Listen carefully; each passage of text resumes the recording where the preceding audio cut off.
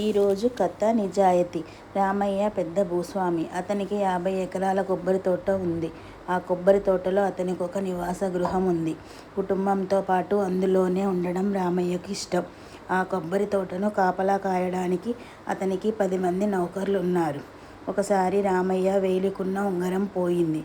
తన నౌకర్లను పిలిచి అడిగాడు. తామెవ్వరూ తీయలేదన్నారు. వారు కానీ రామయ్యకు నమ్మశక్యం కాలేదు. ఇది ఖచ్చితంగా తన 10 మంది నౌకర్లలో ఎవరో ఒకరి పని అయ్యుంటుందనుకొని వారిని పిలిచి గద్దించాడు.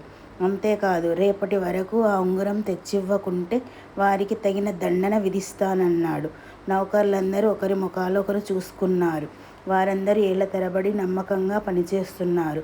చివరికి వారందరూ కలిసి తమ నెల జీతం ఖర్చుపెట్టి ఉంగరం చేయిద్దామని నిశ్చయించుకున్నారు. ఇంతలోనే అతని కొడుకు శంకరం రామయ్య చేతికి ఉంగరాన్నిచ్చి, నాన్న, మా స్నేహితుని నాన్న మీలాంటి ఉంగరం చేయించుకుంటామనుకొని మీ ఉంగరం తెమ్మని చెప్పాడు. మీరు నిద్రలో ఉండగా ఆ ఉంగరాన్ని తీసుకొని వెళ్ళి అతనికి చూపించి తిరిగి తెచ్చాను. మీరు నౌకర్లను అనుమానించాల్సి వచ్చింది. మీ ఉంగరం మీరు తీసుకోండి అని అన్నాడు. రామయ్య నౌకర్లను అనవసరంగా అనుమానించినందుకు నొచ్చుకున్నాడు. వారి త్యాగానికి ఆశ్చర్యపోయి వారి నిజాయితీకి తానే 1 నెల జీతం ముట్టచెప్పాడు.